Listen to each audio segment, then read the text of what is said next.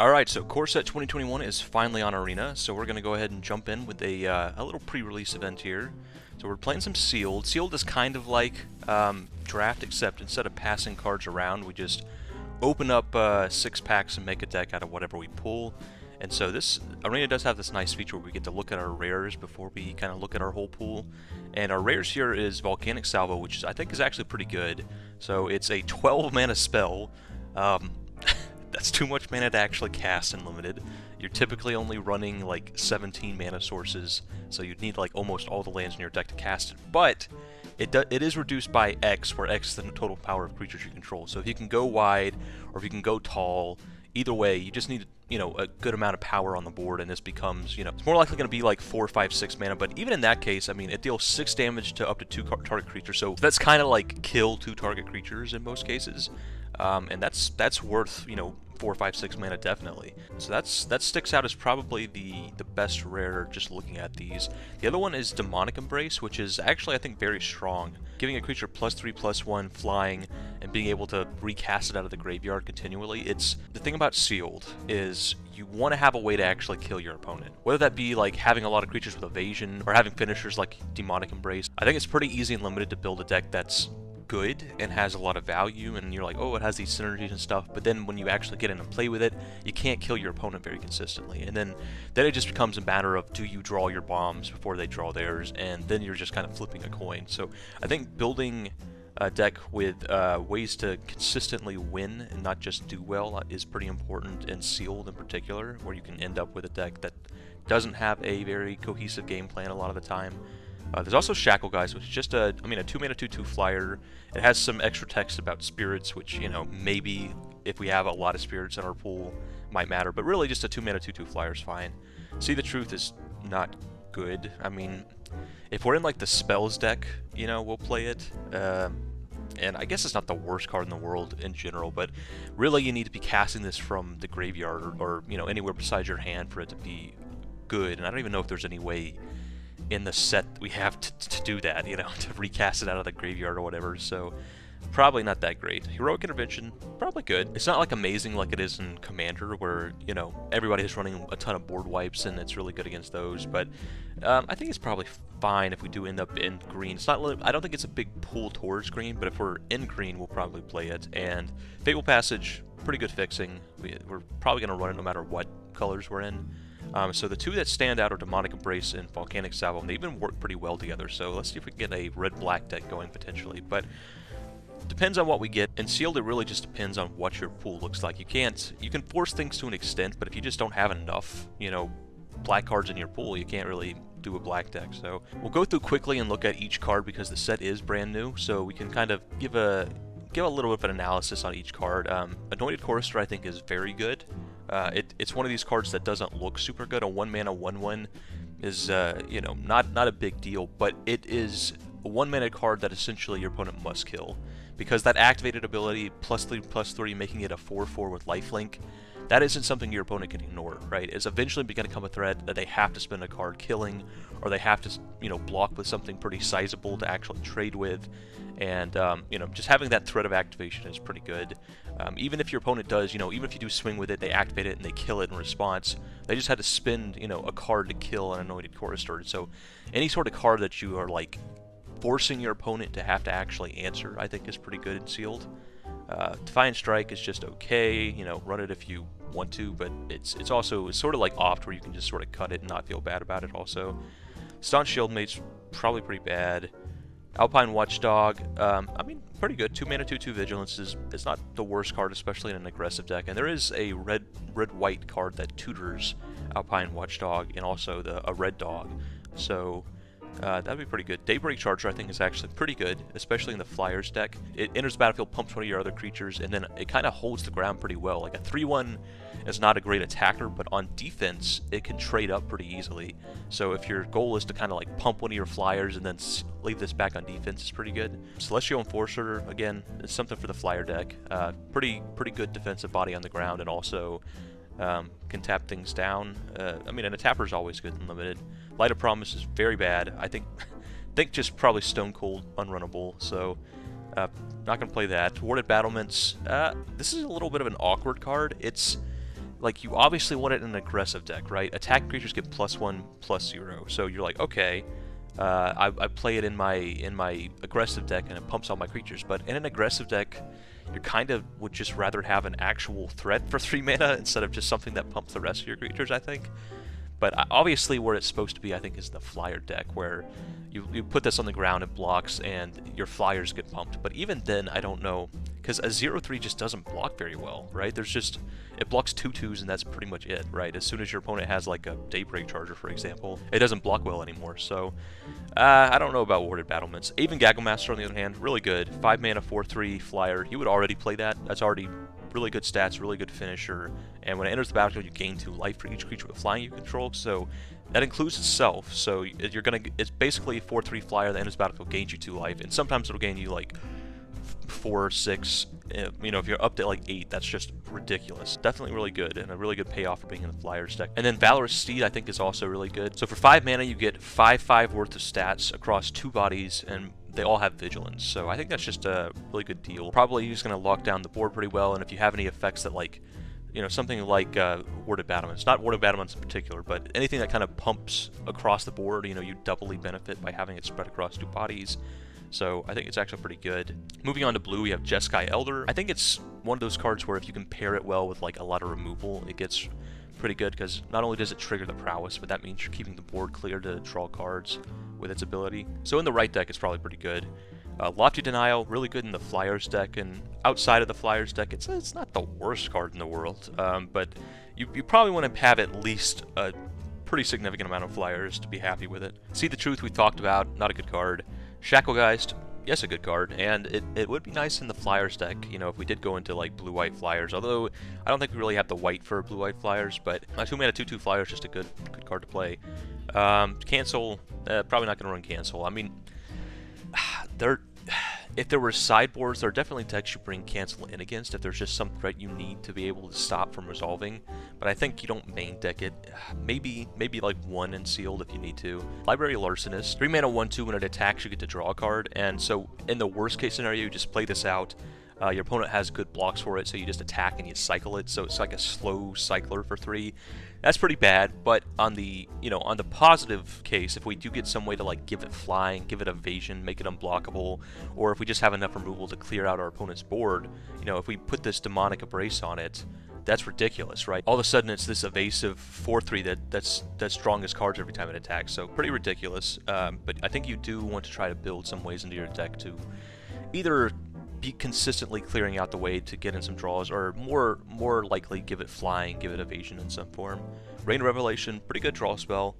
4 mana, draw 3 cards, discard a card, and importantly, it is an instant, so you can leave up, you know, removal or a cancel or whatever, and cancel does get better when you have cards like this in your deck for sure. Sanctum of Calm Waters, I think, is probably just runnable by itself. You know, obviously it gets better if you have other shrines, but yeah, I think just 4 mana, draw an extra card every turn, you know, or loot an extra card every turn, I think is actually just worth it, especially if you have some payoffs for it, like if you're in the green-blue draw 2 cards deck, or if you're in the Reanimator deck, discard your reanimation cards and put them into the graveyard. I think it's just fine, and just a 4 mana loot every turn is not even that bad, because you're kind of making sure you don't flood out. So yeah, I think Sanctum of Calm Waters is actually fine by itself. You know, obviously better if you happen to have some other Sanctums, but you don't need them, I don't think. Wishcoin Crab locks down the ground pretty well in a Flyers deck, but otherwise probably don't want to run it.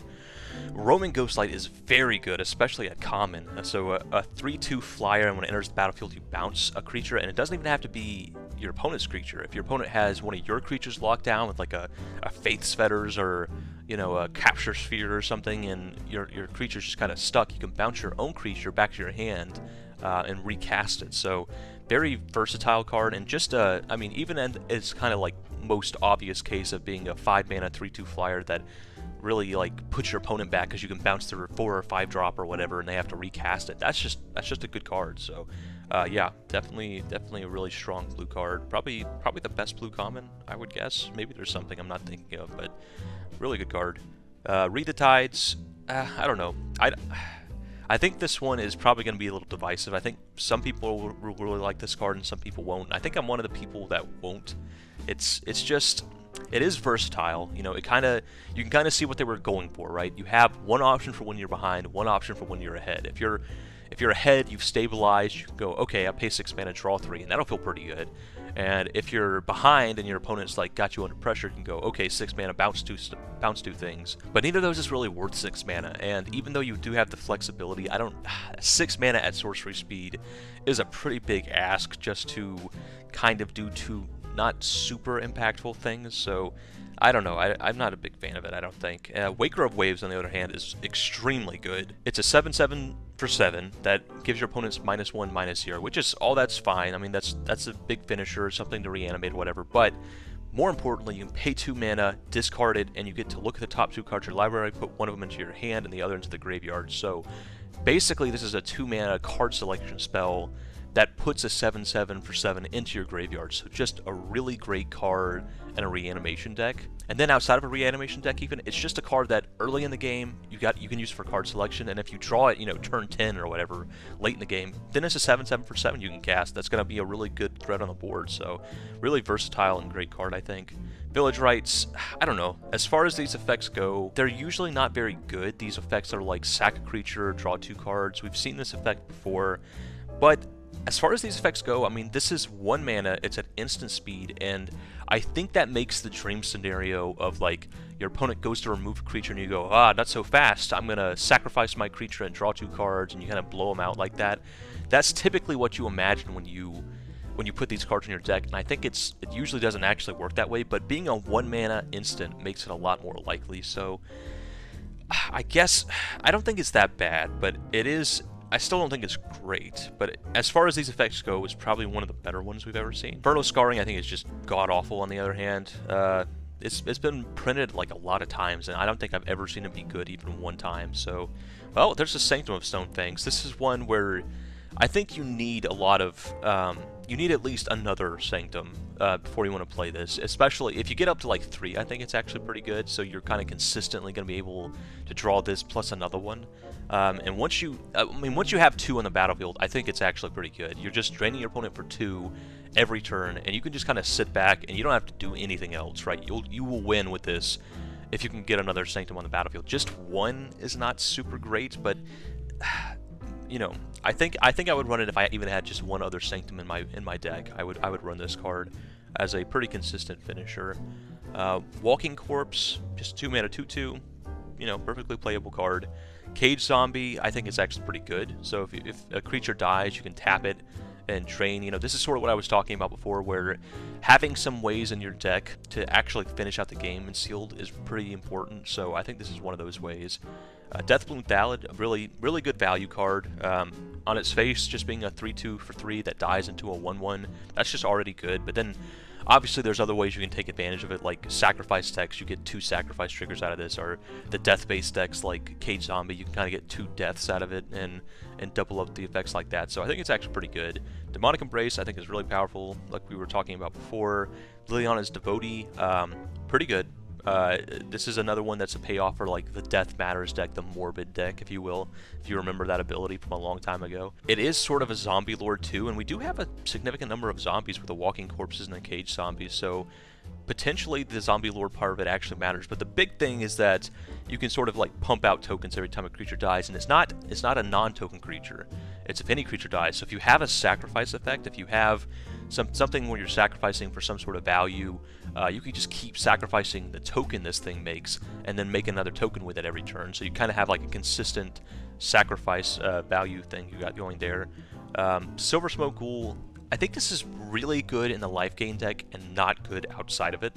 If you gain 3 or more life this turn, you get to bring it back from the graveyard tapped. That's just really good. Getting a free creature for 0 mana, especially a body like a 3/1 where it actually interacts pretty well with your opponent, and as far as a blocker or a threat they have to block, you know, it's not something they can ignore. And then it does have an ability where you can pay 2 mana and sack it. So I think the key is you have to be able to actually get this back for free for it to be runnable. But if you have a deck that can even kind of do that sometimes, it's probably pretty good. Crypt Lurker, I think is pretty good. You know, as far as these cards that care about death, you know, things like Liliana's Devotee, it's a little bit hard because you need like 6 mana for that, but just the ability to enter the battlefield and either loot away a creature that you don't want in your hands, you know, that's pretty good for the reanimation deck especially. or just sacrifice a little dork that you don't need anymore to cash in for a card is even fine, and then it has those additional upsides of caring about those things that care about things dying or being sacrificed. Skeleton Archer was pretty good when we saw it in Dominaria. It's a 4-mana 3/3, so a hill giant. So when it enters the battlefield, it pings anything for 1. So, you know, ideally you ping down something with 1 toughness, like a 1 toughness flyer or a 1/1 token or something. And that's pretty good value. And then in like the worst case scenario, you can just play it as a 4-mana 3/3 and just ping your opponent in the face for 1. So that's not great, but it's not bad either. Finishing Blow is really good. 5 mana, kill anything. You know, any planeswalker, any creature, just having an answer to anything is pretty valuable, especially in Sealed, where you kind of are going to have to answer bombs. That's typically what Sealed is, right? It's everybody playing bombs, and you need some removal for the bombs. Like, everyone wants to play the cool mythics and rares they open, so definitely a really good card. And it is splashable. You know, having just 1 black pip means we can definitely splash it if we have some fixing. Gloomsower, I mean, it does get the job done. It is a finisher, you know, something your opponent can't ignore as an 8/6, and also if your opponent blocks it, they take damage. But it is just, for a 7-mana card, it's not great. You know, you want 7-mana cards to either finish the game, or you want to have a way to cheat them into play, like some reanimation, which we don't seem to actually have in our black. So I think that's really what Gloomsower is like in the set for, is to be a common reanimation target, you know. And I don't think we actually just want to play it as a 7-drop. So moving on to red, we have Crash Through. I think this is pretty much only good in the Spells Matters deck, but if we are in a deck that cares about spells, you know, has prowess triggers or whatever, I think it's actually pretty good.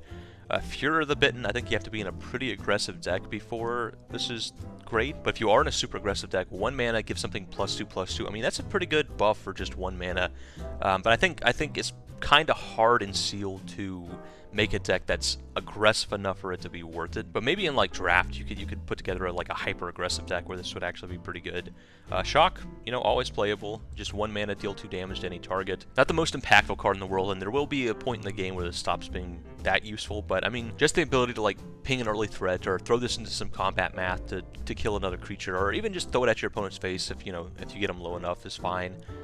Chandra's Magmud, I think, is actually really good. So a 2-mana 2/2 that you can also tap to ping a player. I mean, a 2-mana 2/2 is good early game, right? But then eventually your opponent plays a 3/3, and all of a sudden your 2-mana 2/2 isn't doing all that much. But Chandra's Magmud basically has like a built-in answer for that, so you attack with it early in the game, and once your opponent builds up a board and you can't attack with it anymore, well, you just ping them out of the game. And I think that's actually pretty good.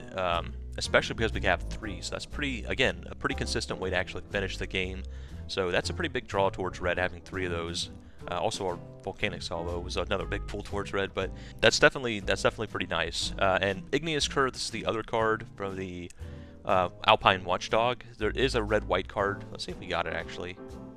No, it looks like we didn't get it, but there's a red-white creature that when it enters the battlefield, it searches up these 2 dogs. But I think that's typically where this card really shines, is if you do have that tutor, because getting this card for free is a whole different story. As far as actually paying for it, I think it's okay. I mean, it does become something your opponent has to block. I mean, the thing is, they can block it with anything with 2 power because it doesn't pump its toughness. It's not the worst thing, right? Because you can, if your opponent does just have, like, if you killed their other creatures and all they have is a 4/4 and you attack in with this thing, eventually it's going to get to a point where they just have to trade the 4/4 for it, right? So I guess it's fine. I don't know, not great, but okay. And Sure Strike, I mean, okay, combat tricks, you really want them to be 1 mana, right? That's the ideal with a combat trick. You can have a combat trick that's 1 mana that you're pretty happy with running, but once you go up to 2 mana, it has to be pretty, like, the bar from 1 mana combat trick to 2 mana combat trick is super raised, like much more than like a 1 mana creature to a 2 mana creature. You have to be really happy with a combat trick to want to be running it at 2 mana, I think, because there is just such a more potential for a blowout if your opponent has like removal and response, or the amount of mana you have to leave up to have it, activate. It's just harder to kind of sneak these things in when they're 2 mana, and I think Sure Strike actually meets that bar. I think +3/+0 in First Strike is good enough to be worth 2 mana, because it basically means you win any combat where this thing is related, right? It means your 2/2 is not only gonna, be big enough to fight their 5/5, it's gonna actually just eat it because of the First Strike and not even die. So a 2/2 beating a 5/5, I think, is about where you want to be with a 2 mana combat trick. So I don't know about running like 2, but if we want to slide 1 in, it's probably fine. Burn Bright, on the other hand, is very bad. This is a 3-mana combat trick, and it just gives all our creatures +2/+0. I mean, if you go like super ultra mega aggro and also go wide, there's... I don't know. I think it's just probably better just to never run this card. there's like imaginary situations where you can have a deck where maybe it's okay, but I think it's probably just bad in general. Soulseer, on the other hand, very good card. Basically 3 mana, kill most things, and yeah. So between that and Shock, we do have a kind of nice removal package here in red. Then we have Spellgorger Weird, another card out of the Ravnica set. And in that set, it proved to be a pretty good card. You can just, again, it becomes this threat your opponent kind of has to answer over time. You know, having a threat that your opponent just can't really ignore for 3 mana is a pretty good card. So, and then we have a couple copies of Pitchburn Devils. I do think Pitchburn Devils are pretty good. Just a 5 mana 3/3, so not great. But when it dies, you get to Lightning Bolt something, 3 damage to any target. So this is good in a number of fronts. One, it can trade with like a 6/6. If we block a 6/6, it takes 3 damage from the creature half. Then we can throw the 3 damage from it dying on the same creature, so it trades up pretty well. And also, it can effectively kind of force through some damage. You know, if our opponent is at 3 life, we can attack with this Pitchburn Devils. Then what are they going to do, right? They either take the 3 damage and die, or they block it and it dies, and then they take the 3 damage and die. So I think it's actually pretty good, and having a couple of those is pretty nice. And then Volcanic Salvo at the top end. So red is actually looking pretty good, which is great because Volcanic Salvo is definitely one of our better cards. So I think we can probably run red, but we'll see what we got in green before deciding. So moving on to green, Life Goes On, not really worth it. I think even if you're in the deck that cares about things dying, it's just not worth it to pay a whole card just to gain some life. If you had a sideboard available to you, like we don't, this is all best of 1 on Arena, so we don't have a sideboard available to us in these games. But if you did have a sideboard available to you, you could side this in against like super aggressive decks, I guess. Probably just don't run it at all in sealed. Then moving on to Portcullis Vine, I think, you know, this card has some synergies in some decks. It's a 1 mana 0/3, which, you know, blocks pretty well. But also it can sacrifice itself to draw a card, and you know, it can sacrifice other defenders too, but most times it's going to be the only defender in your deck. But just the ability to, you know, trigger our Death Matters cards, you know, being able to pay 2 mana, sacrifice it, draw a card, and then also pay 2 mana with our Devotee to also make a zombie, you know, that's pretty good. And you know, there's some cards that care about actual sacrificing. I don't know if we actually got any of them in our pool, but it does have some synergies, so I think it's probably just a fine card. Heroic Intervention we've talked about. Again, if we're in green, we'll run it, but it's not like a big pull towards green. Return to Nature, I think, is probably main deckable. It's versatile enough that you're probably going to be able to do something with it, right? You can either destroy an artifact, an enchantment, or exile something from a graveyard. And between those 3, there'll probably be something to do with it every game, so I think it's probably fine. Snare Spinner is pretty good. I mean, it's pretty much what you want, especially in best of 1 games, to deal with flyers, right? Because you don't want, you know, cards that like are destroy target flyer or whatever, because those are dead against non-flyer opponents. But against a flyer deck, this card is amazing, and against a non-flyer deck, I mean, a 2 mana 1/3 isn't a bad fallback. So I think Snare Spinner is actually pretty good. Titanic Growth, this is a 2 mana combat trick that we're not really happy about. So +4/+4 is a big chunk of stats, but I think the first strike is really key on the sure strike, and just +4/+4. It just, this card is never as good as it kind of reads. So not a big fan of Titanic Growth. But Fierce Empath, if we have some 6 drops to go and grab, which it looks like we don't in green, but maybe in some color we do. I don't know. 6 is pretty hard. If it was like 5 drop or higher, it'd be okay, but 6 drop, you gotta have a pretty specific deck to be wanting to run that. Llanowar Visionary, one of my favorite cards of this set. It's literally just Llanowar Elves stapled together with Elvish Visionary, and that's, I mean, I love Elvish Visionary. So this is a really sweet combination of a couple of really sweet cards, so pretty big fan of Llanowar Visionary. Truffle Snout, pretty fine. Oh, we got 3 of them, so a 3 mana 3/3, which is definitely runnable and limited.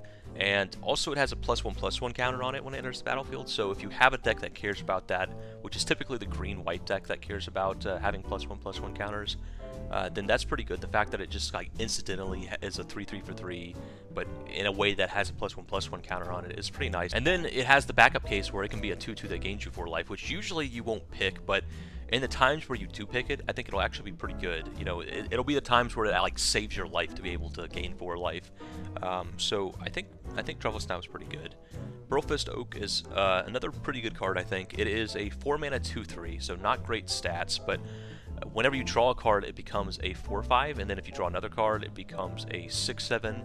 So it basically, on your turn, it's a 4-5. On your opponent's turn, it's a 2-3. It's usually how it works out.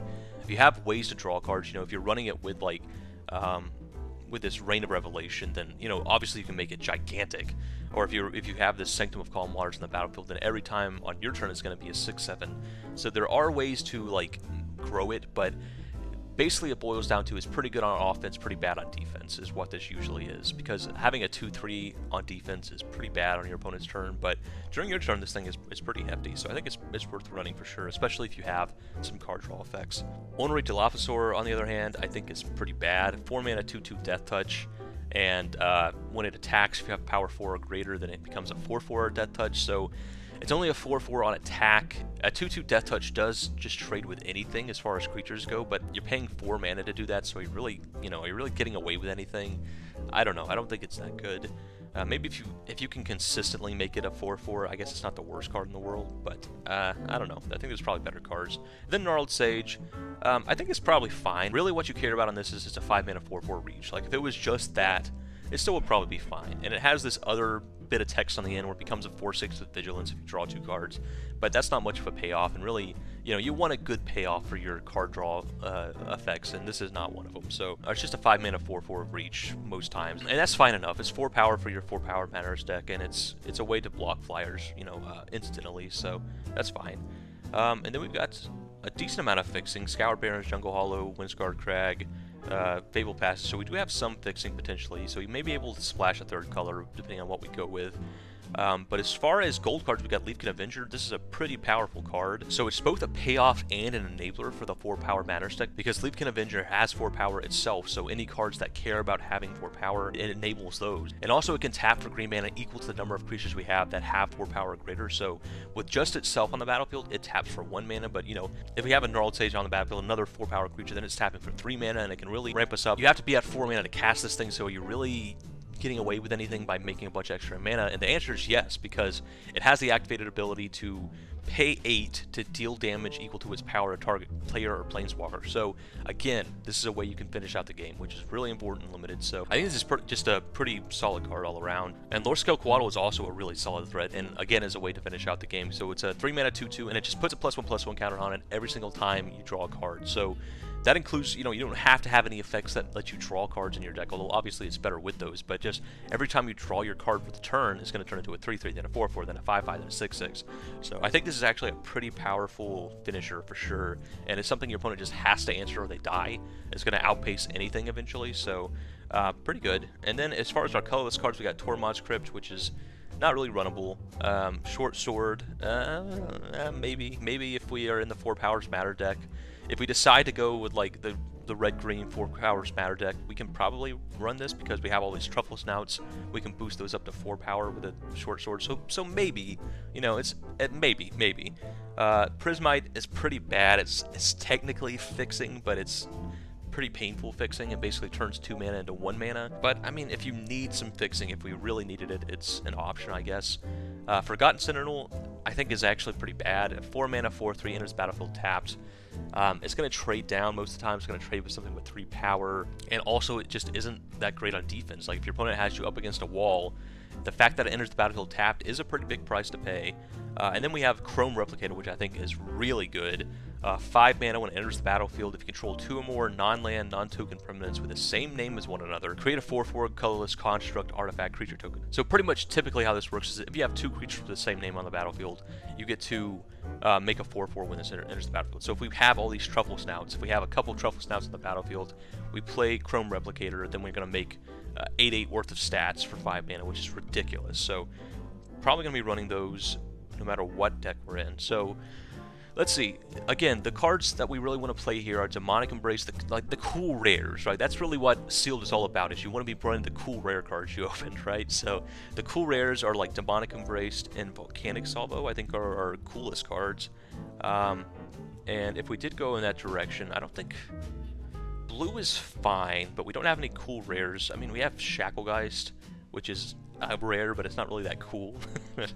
But probably if we just were looking at the strongest colors in our pool, we might go with like green-red, But let's see if we can make the black-red deck work to be able to play our cool rares. So having a couple of walking corpses with Chrome Knucklehater is pretty good. So we'll play Cage Zombie. We don't have a red Sanctum, so I don't think we play Sanctum of Stone Fangs. I don't think it's worth it just by itself.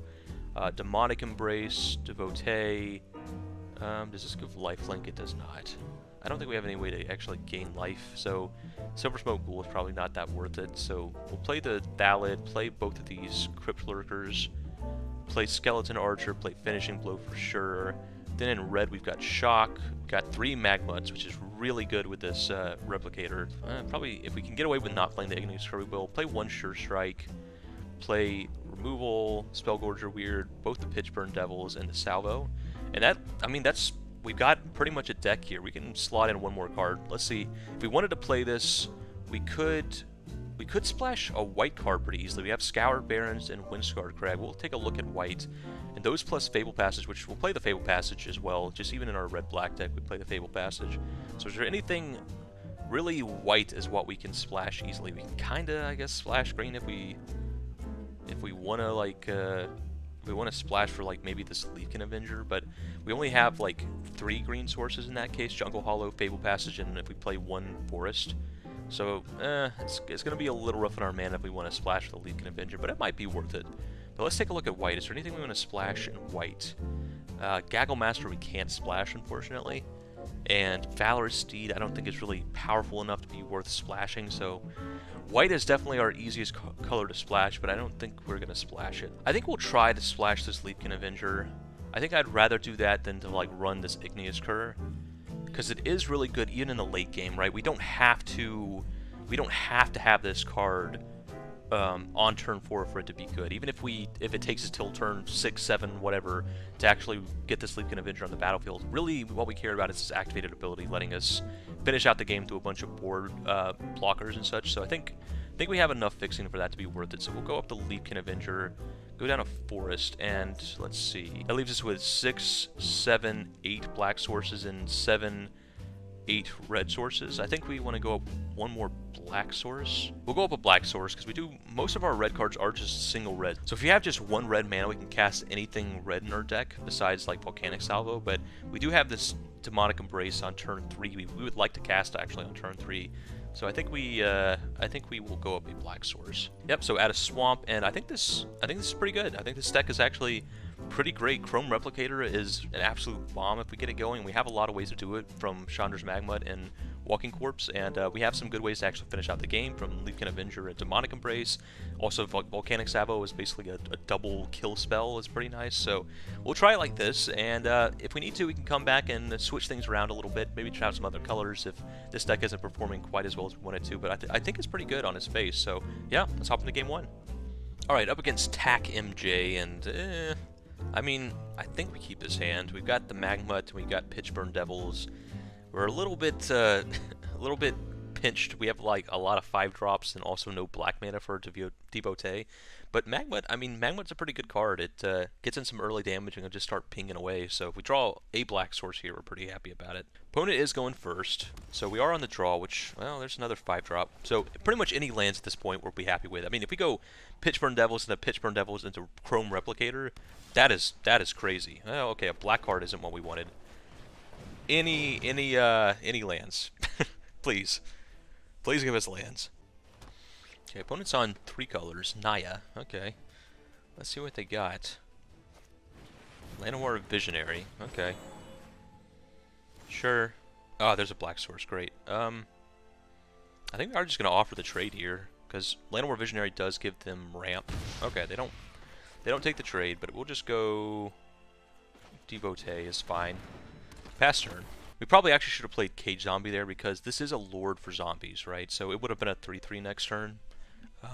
What we could attack with, so probably should have done that. That's probably where we were at. I was thinking that next turn we can offer the same trade, attack with a Magmut, and if they do trade their Visionary for it, we get to make a zombie, but probably would have been better just to play the zombie, the Cage Zombie there.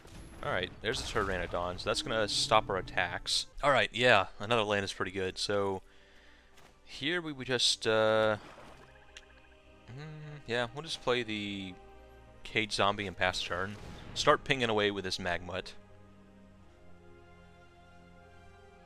And next turn we can Pitchburn Devils and Pitchburn Devils and Chrome Replicator to put 8 power on the board, and then we're pretty happy about things. No tax. I mean, even if we're just stalling out the board, this Magmut, we've got multiple Magmuts in our deck, so we can eventually kill our opponent just through pinging damage. Okay, opponent Scorching Dragon fires our Devotee. That's fine, that's fine. It is sad to lose it, but as far as, you know, maybe we're happy we didn't actually play that Cage Zombie last turn, because they could have blown us out. You know, they could have played this Drowsing Pteranodon, and when we attack, they kill our Lord in response, so maybe things worked out for the best there. Our opponent's still just sort of sitting back on a ton of mana, so eventually they're going to start presumably casting huge creatures, which will be pretty scary, but these Pitchburn Devils do trade pretty well. We can trade up to a 6/6, so... Oh, a Brash Taunter, okay. That's pretty scary. They're going to be able to start hitting us for a lot of damage with that, and we don't actually have a way to kill it. That's pretty scary. So we will just go Pitchburn Devils. Actually, we do have the 3-mana spell that gets rid of Indestructible. So that's something, right? We can that's our one way of killing that thing. So I think we have to find that spell. I think we lose the race to Brash Taunter here. Pinging every turn isn't quite the same as, you know, them being able to fight a big creature every turn. Right now it's just a 3/3, but if they end up playing like a 5/5 and they can make the Brash Taunter deal 5 damage to us every turn, that's really good. So hopefully we can find our removal spell here. We might have to just go Crypt Lurker next turn, just to try to dig for that removal spell. Like, maybe that's more important than getting the value off of Chrome Replicator, because it's not like we can actually get through this Brash Taunter dub. Okay, well, that's not good for us. Now it's indestructible and also can fight things. We're going to need a removal for that ASAP. So yeah, we're going to be digging with Crypt Lurker next turn, because all that matters is killing this Brash Taunter now. Brash Taunter is actually a really good card. It's also hilarious, but it's a really good card too. Yep, there goes the Cage Zombie. Deal 2 damage to us. We will ping our opponent. Walking Corpse, so we're just going to go Crypt Lurker,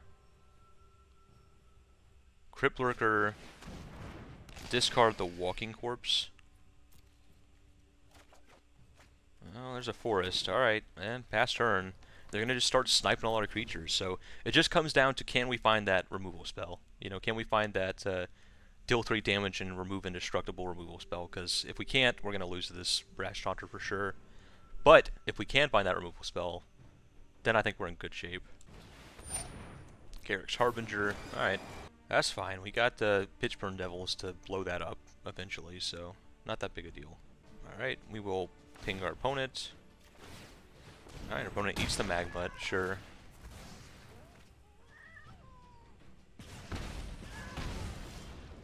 Oh, there it is. Okay. Whew. And they're tapped out, so we're going to go ahead and do that now. Oh, phew. Okay. Oh my god. We actually found the answer. Wow. Okay.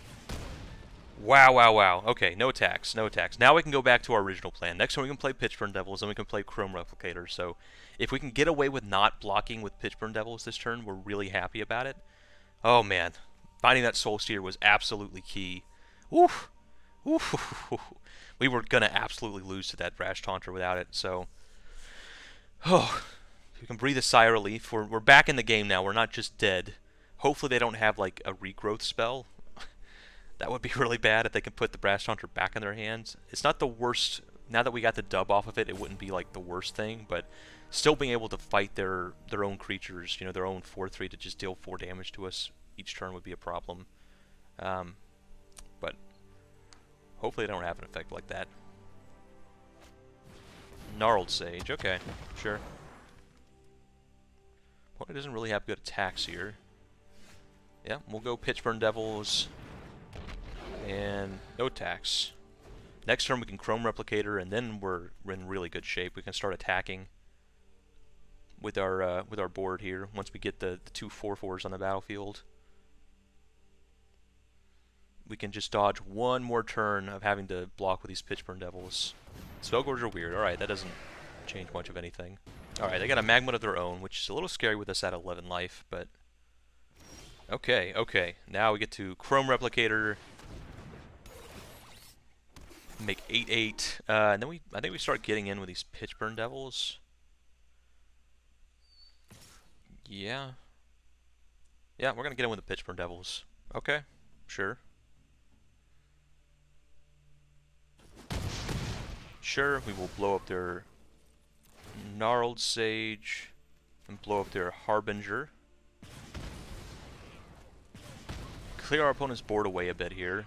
And we still got 2 4/4s. We already got the value out of it, so we're pretty happy to start clearing things away, especially with these, you know, with our life a little bit lower than our opponents.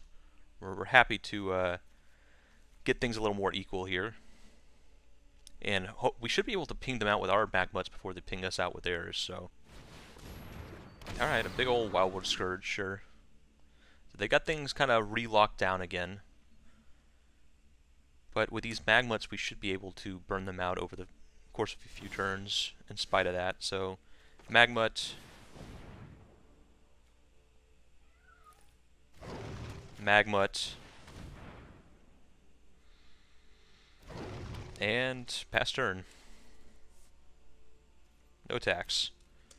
Hopefully we'll find one of our rares. I mean, either of them would be fantastic on this board. We could give, you know, our Chrome Replicator, Demonic Touch, or whatever that thing's called, would be really good.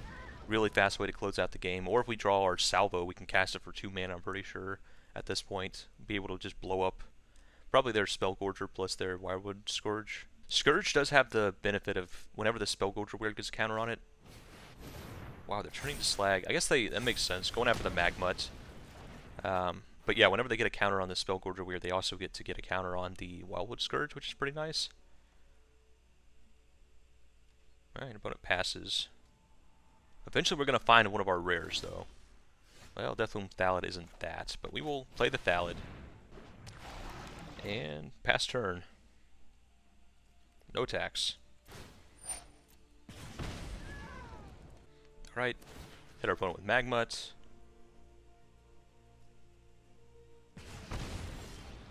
Ugh, come on. Alright, pass turn. Well, if our opponent manages to ping us down all the way from 10 to 0 before we draw either of our rares, then we'll be in bad shape. But assuming we can find a rare ever, we're still in really good shape here. This Wildwood Scourge is about to get outside of where we can actually kill it, though. So that's going to be a problem. Alright, ping our opponent.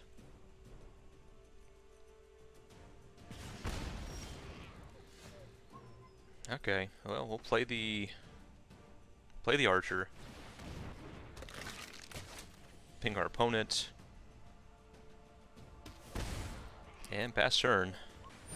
Oh god, another Magmut. That dramatically increases the clock. We might just have to swing out here and try to make them force them to block with one of their creatures. We really gotta... If we could find any of our rares, we'd be super happy about it, but... Sure strike. Okay, actually, this is pretty good. So we're gonna go to combat. Attack. Attack. Attack, attack, attack, and attack. Attack with everything with the Magmut. Try to force them to block, and we do have this Sure Strike to hopefully kill this Scourge with. They like block a 4/4. Okay, so our opponent takes 1, 2, 3, 4, 5, 6, 7, 8, 9, 10, 11. We can't quite kill them by Sure Striking them in the face, so I think we just Sure Strike the Chrome Replicator, kill their Wildwood Scourge so they don't have good attacks to hit us back with, and pass turn. So we do kind of trade with some of their creatures here, but we do get through a good amount of damage and also have good blocks left behind, because we are going to get a 1/1 out of this. And our opponent can't... I mean, they can ping us down to 6 here, but we can still block, and I mean, our board's looking a lot better than theirs now. So, our other option there is we could have gone +3/+3 and got them down to 2, which means we could ping them with Magmut, and then when we untap on our turn, if we survive, we get to ping them down to 1, but we're going to have to chump against the Hydra in that case, and they have 2 Magmuts coming in as well, so if they had, like, a removal spell or a shock that we would lose, and that, I think this is the safer way to go. I think, at least. So, there was 2 options there, and we went with a little more safer one, where maybe we don't win next turn, but it should mean we survive this turn, hopefully. So, we'll see. Okay, an opponent scoops it up, so I think that was the right move. So, alright, we didn't draw any of our rares, and our opponent had a pretty nasty card. Like, you can see how powerful Brash Taunter was there. It pretty much just locked down the board. We had 1 card in our entire deck that dealt with it, especially with this dub on it. It was just sniping our creatures like crazy, dealing a ton of damage. We could not race that ability, and we are just lucky. We did dig for it. We decided to stop developing our board and draw cards so we could try to find the Soul Spear, and we found it, and that was the key. Once we got that off the battlefield, we were able to just outvalue them with our Pitchburn Devils and such. So sweet. Deck went pretty much as expected, and we beat a pretty powerful combo from our opponent, so looking pretty good. Sweet. On to the next one. Okay, up against Axon Anon, sure, and okay, we'll keep this. It's got some power to it, right? Spellgorger Weird plus Sure Strike is not a bad place to be. It does mean we don't do anything until turn 3, and we are on the play. Oops, say hello back to our opponent. The most important play of any game. So we are a little bit slow here for sure. We would definitely like to be on the play with this hand a lot more, because we can threaten with this Spellgorger Weird a little easier. But it looks like our opponent's on red-white, and they didn't have a 2-drop, so hopefully that's good for us, because red-white is usually a pretty aggressive color pair. Ooh, there's one of our rares. Sweet. So we'll go Spellgorger Weird, pass turn. And the Spellgorger Weird is essentially unbeatable in combat with the Sure Strike. The Sure Strike is going to become a 6/3 first striker. All right, our opponent doesn't have anything to do, so I guess we just attack. And I think we just play the Crypt Lurker and don't actually discard or sacrifice. We're just going to play it as a 3/4, which is okay because it makes our Volcanic Salvo cheaper. But if we just curve out Spellgorger Weird into Crypt Lurker into 5-drop and have this Volcanic Salvo be 2 mana, that seems not bad. Opponent did find their 3rd color of mana, so they're on Naya. Let's see what they got to do with it. Turret Ogre. Alright, so they're just running out the 4/3, that's fine. So I think our plan here is just to run out Chrome Replicator, pass the turn, and then next turn we can go Volcanic Salvo, maybe even plus Sure Strike if we need to, and just deal a ridiculous amount of damage to our opponent. Hopefully, the worst thing they could do for us here is a removal spell. We want them to play a creature, because if they play a creature, then we get to Volcanic Salvo that down. But if they play a removal spell, then we probably have to just Sure Strike, I guess, and hold on to Volcanic Salvo. Come on, play a creature. You know you got to. You need some blockers. Don't you target our... Alright, they had removal instead. Okay, alright, that's fine. Sure. Ugh, we don't want any more lands. That's for damn sure. We will attack. See if our opponent blocks. If not, I mean, getting 5 damage through isn't bad either. Okay, opponent just takes it. That's fine. Pass turn. I mean, we're going to be able to hard cast this Volcanic Salvo this turn, so if our opponent just untaps, plays some big creature, even if we play this Volcanic Salvo for 7, that's not the worst thing, right? We get to blow our opponent's creatures out of the way and hit him in the face for 6 damage, so Volcanic Salvo, even as a 7-mana card, Volcanic Salvo is pretty good, I'd say. Okay, Llanowar Visionary. We will just kill that. We're not above killing a Llanowar Visionary with this Volcanic Salvo. Opponent passes the turn. Yep, and I think we're just going to do it. Volcanic Salvo. Bam, bam. Blow up our opponent's board. Hit him in the face for 6. Down to 7 life. And now we've got the Sure Strike to really pressure our opponent, so we can swing it again next turn pretty safely. And beat pretty much anything in combat. See, Sure Strike is pretty good. First Strike definitely puts this thing over the top. Well, okay, Pitchburn Devils. I guess we still beat anything, still beat it in combat, right? So we will go to combat, attack with both. If they don't block our Spellgorger Weird, they just die. Okay. Alright, and they just die. Spellgorger Weird gets a +1/+1 counter on it, goes up to 7. Bam! Alright. Well, we were planning to Spellgorger Weird there, or rather we were planning to Sure Strike there to win this combat. So Pitchburn Devils would die, deal 3 damage, but both of these would have 4 toughness, so it would just have to like throw 3 damage at our face or something. But the fact that our opponent didn't block our Spellgorger Weird means we could just basically give it +4/+1 and just kill our opponent on the spot. So that was going to be pretty good for us either way, because once this Pitchburn Devil died, we were going to be able to play this Devotee, and since a creature died this turn, we are going to be able to pay 2 mana and make a zombie too. So I think our opponent was dead no matter what they did there, but yeah, not blocking that Spellgorger Weird definitely let us just kill them on the spot, so sweet. Okay, not too bad. Up against Akka, and I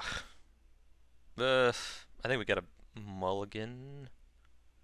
Yeah, we're gonna mulligan. We just okay. Well, this isn't great either, but I guess we go down the Replicator. We're pretty far away from casting that with just 2 lands.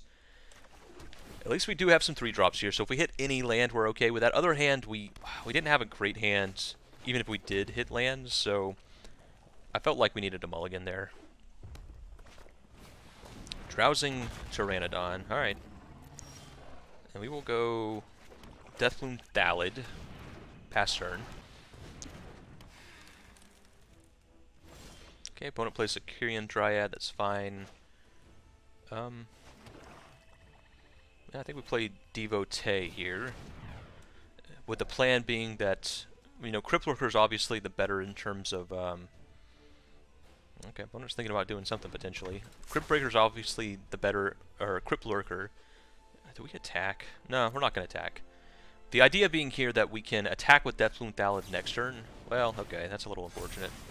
Okay, well, if we, I don't know, we'll think about, we would like to draw lands, I think, above all else, because if we get up to 6 mana, we can Crypt Lurker. Oh my god, alright. Well, that's bad. We're going to have to kill this, Pteranodon for sure, or Tyrannodon, whatever it's called.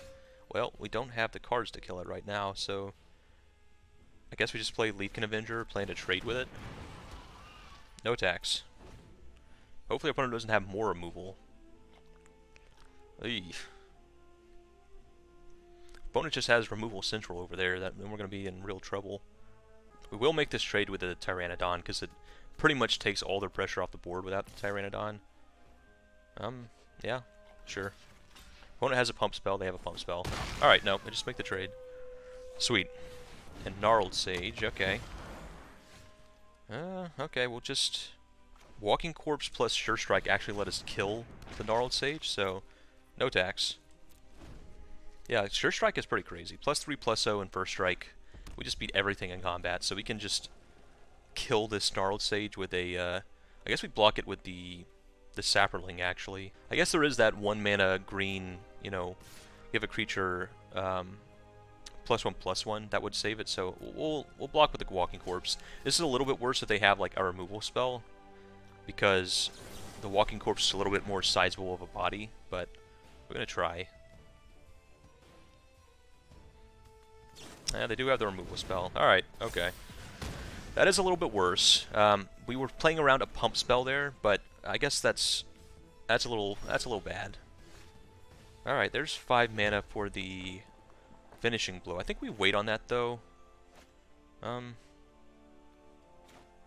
Because this Kyrian Dryad's going to hit us anyway, so getting a blocker for this Kyrian Dryad's probably fine. We will sacrifice 1/1, draw a card. Land's not what we wanted to see there. And pass turn. Hoping for our rares, hoping for our demonic, whatever. We can kill the Gnarled Sage this turn, so... Ornery Dilophosaur. Alright, we're going to have to... Play a land. I guess we just kill the Gnarled Sage while they're tapped out. If they have a way to put a counter on this Kyrian Dryad, that's not good for us. Oh, wow. Not only a way to put a counter on their Kyrian Dryad, but also a red removal spell. Yeah, so that might just be it. They had... Pretty much they removaled us out of the game. Yeah, we're just dead here. Even if we play the Chrome Replicator, they can only block one of their creatures and the other one kills us. So, really, the story of this game was Volcanic Geyser, Soulseer, Shock. They just... Oh, and Hunter's Edge. They had 4 removal spells in the top 15 cards of their deck, and that's going to be enough to beat us. So, sucks. They got us. But on to the next one. Alright, up against Blob, and we're going second, so I think this is fine. It's a little bit slow for going second if our opponent's like hyper aggressive, but we have the mana to cast everything, or I guess not the Leafkin Avenger, but cast the 3 drops in our hands. Okay, our opponent's on green-blue, and they're running a card that cares about sorceries. That's kind of interesting. Let's see what they're up to. They might be on... Let's see if they're just straight green-blue. They might be on like a teamer build. Okay, Trouble Snout, sure. Trouble Snout's fine. We do have a blocker for that with Death Boon Thallid. We would love to draw another Pitchburn Devils to double up with this, or to get 2 copies of this Chrome Replicator when we play it. But as a fail case, as a 5-mana 4/4, okay, gonna have to finishing blow that. Not this turn, but next turn, hopefully. That is a huge creature. Yeah, it's not good for us for sure. Opponent's got the pressure going. Alright, we will... I guess we play Devotee. We really need to draw a land. If we don't draw a land next turn, I think we just lose. But we're going to try. Frantic Inventory. Alright. So it just comes down to, do we draw a land this turn? If we draw a land this turn, I'm pretty happy about where we're at. If we don't, then we'll probably just die. Okay, that's fine.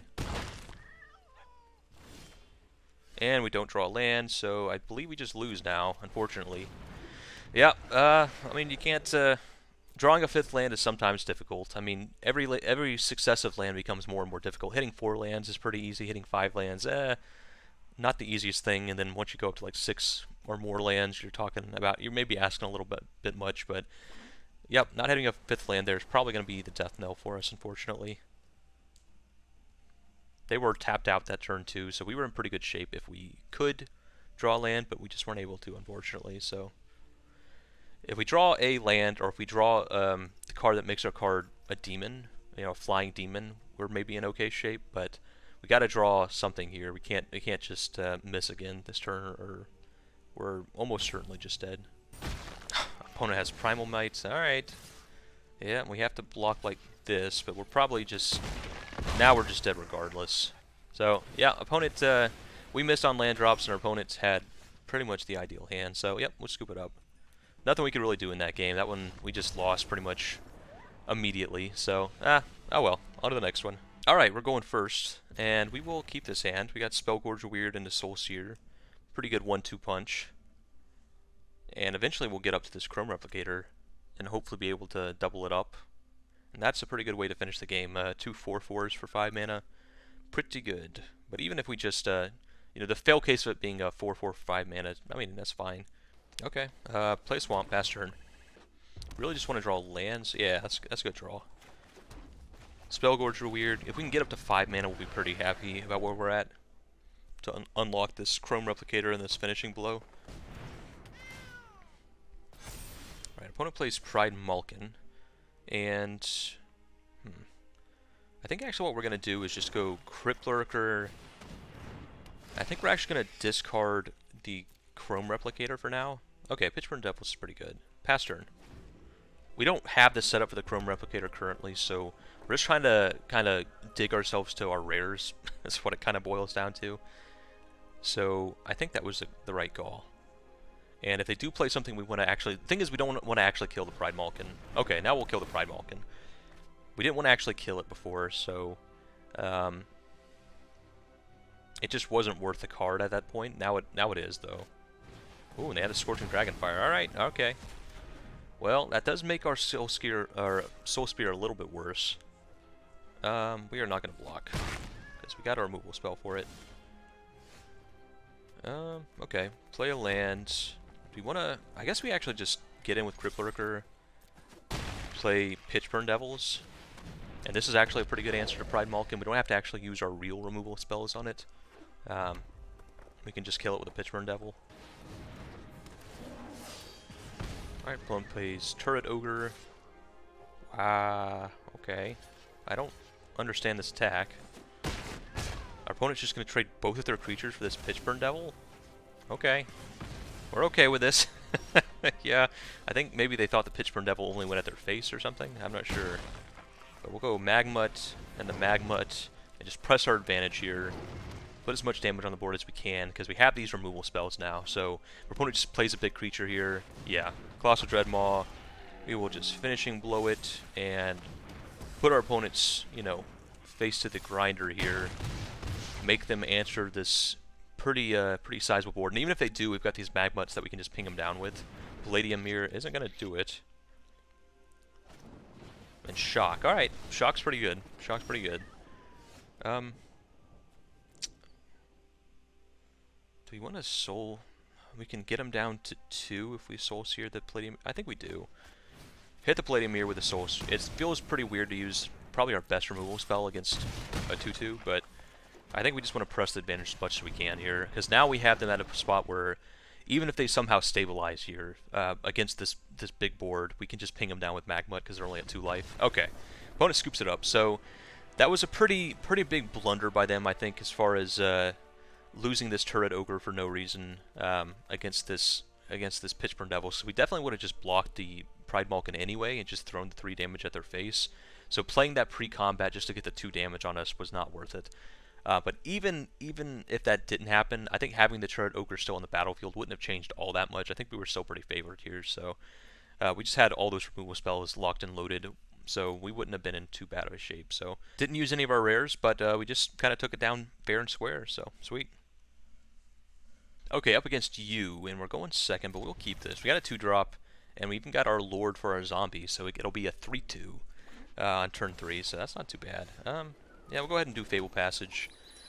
Crack this, because we just don't want to draw any more lands, so thinning our deck for as much land as possible is pretty nice. Alright, Daybreak Charger, this is a 3/1. We will just throw a Walking Corpse in front of that. Okay, thin our deck the tiniest of bits. Go and grab our 1 Forest. Play, well, we'll still draw a land anyway, but we'll play the Walking Corpse. We definitely make this trade if they offer it. We don't want to be taking 3 damage to the face every turn if we can help it. So, yeah, we will block. Opponent plays Deathbloom Thallid. Alright. We got a Shock for that. That's not bad. We will go Liliana's Devotee, and next turn we can Shock their Thallid or whatever creatures they play, and then we can also make a zombie. Not bad. We're not going to block. We actually want the Devotee. Okay, yeah, definitely gonna kill the makeshift battalion. Ooh, Demonic Embrace. I think we take the turn off of Demonic Embrace. We're just gonna go Shock on the battalion. Play a Swamp and make a... Yeah, you know what? We'll attack. Make a zombie. And we will trade the zombie for this Deathbloom Thallid. That's fine. Next turn we can Pitchburn Devils, and then eventually we can get around to this Demonic Embrace. Oh, okay, that's pretty bad. Yeah, I think we Pitchburn Devils because we can Demonic Embrace and also Deathbloom. I guess we can actually because we need 3 black sources for that. So I guess Demonic. We'll just go Demonic Embrace on the Devotee. Hit our opponent for 5 with our Demon, and play a Mountain past turn. Next turn we can play Pitchburn Devils and lock down the board pretty well. I was considering putting it on the zombie there, but I think we actually want to leave the zombie back to block. Okay, opponent cycles their defender. But they're under the gun here. They have to have an answer really quickly. Yeah, now I think we actually attack with the zombie as well. Doesn't make the trade. Alright. No creatures died, so we will just yeah, we'll just go Pitchburn Devils. And I mean, they're I don't know how they get out of this, because Pitchburn Devils is going to present such a problematic threat to them, even if they do kill this Liliana's Devotee. I mean, one, we can just cast this freaking Demonic Embrace out of the graveyard and still kill them, but yeah, I think they're dead. I don't think there's any way out of this for our opponent. Oh, and Sure Strike, I think, is the nail in the coffin. I don't think there's anything I can do that would not end with them dead this turn, so... Grasp of Darkness. Yeah, that's fine. And we will Sure Strike for game. Alright, opponent scoops it up. Yeah, we just, whew. We drew our Demonic Embrace, and good God Almighty was it strong. This card is ridiculous. Yeah, this is like... this is like, I think, the ideal sealed card, right? It is not only something that finishes the game, not only something that demands your opponent's limited answers, but it is a recursive threat. It's something that your opponent, even if they do answer it, it's just going to keep coming back over and over and over again. I think this card is it's probably one of the best cards out of the deck for limited, and specifically in sealed. I think it's like ridiculous. So pretty happy we drew that and we're able to go off with it. Sweet. Okay, on to the next one. Alright, up against Azad-lik, and we will keep this because we have our Demonic Embrace, but obviously if we don't draw a land, it's... Wow, Sanctum. That's actually an answer to our Demonic Embrace. a semi-permanent answer. Season Hallow Blade. I mean, it's a lot of mana. They have to pay 5 mana to tap it down, but in the late game, that is something. Alright, we will go Walking Corpse. Sure. Pass turn. Okay, and we need a black source before we can play this Demonic Embrace. Otherwise, we'll probably just pop it off, but we'll just go Spellgorger Weird. Because the best case scenario for us next turn is that we draw a black source and we can put the Spellgorger Weird, or put the Demonic Embrace on our Spellgorger Weird, make it a 6/4 flyer. Solemn Simulacrum. Alright. Alright, we didn't draw the black source, which is a little unfortunate, but I think we just go Cage Zombie. Pass turn. Just sort of build up our board. Our opponent is definitely ramping, which is not good with this Sanctum. The Sanctum, I mean, it does shut down our Demonic Embrace. Oh, there's the Gaggle Master. Alright. That's not good for us. And we proceed to draw no lands. Alright, well, we will Magmut. Yeah, I think we're going to lose here. Because we just, we cannot for the life of us draw lands. Eesh. I guess that was the risk with this deck, but drawing another Pitchburn Devil is pretty bad. Read the Tides, draw 3 cards. Yeah, our opponent's proceeding to ramp off over there. Which makes this Sanctum much better. Alright, green source. Still not another black source. I think we'll go to combat. Attack, attack, attack. Okay, opponent gives this thing indestructible, sure. Alright. We were hoping they would block with the Gaggle Master. But do we even play the Archer? Yeah, I guess we still play the Archer. Play the Archer, ping our opponent. Pass turn. Watcher of the Spheres. Ugh. Yeah, we're probably just dead, unfortunately. We've struggled on mana and our opponent has absolutely not. Alright, there's another black source, but they do have the mana here to tap down our creature in response. Yeah, I think what we do is just... I mean, they have the Seasoned Hallow Blade, which can trade with any of our creatures, so that's just going to be what it is, I think. Okay, opponent taps down the Skeleton Archer. We will attack, though. Play Pitchburn Devils. Yeah, and I think this Sanctum is actually going to beat us. Sanctum, I think, is generally not a very good card, but specifically against Demonic Embrace, I think... And also because we were stuck on mana for so long and are kind of behind on board is pretty good, but... Yeah, I mean, it's going to get us this game. There is some world where they tap down too much and we're able to, like, Demonic Embrace on Spellgorger Weird plus Shock and, like, kill him on the spot, maybe.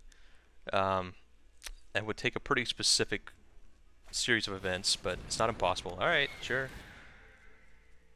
Yep. Get in for a ton of damage. I think we need to draw Shock. I think we need to draw Shock this turn. No, that's not a Shock. And they have the mana to tap down our creature, so yeah, we just can't. We can Demonic Embrace, but they just tap it down in response, so yep, we're dead. So that's going to do it. That's going to close off our draft in a pretty interesting... Maybe I undervalued this Sanctum. I don't know... I mean, specifically in the way this game went, they had a ton of mana. We were struggling on mana, so we weren't able to develop our board. If we were hitting our land drops on time, we would have had a larger board where the Sanctum wouldn't have been that good. But just being able to answer this Demonic Embrace permanently is pretty good. But that will close off our draft. That's our third loss. So we did, I think, have a winning record though. We won.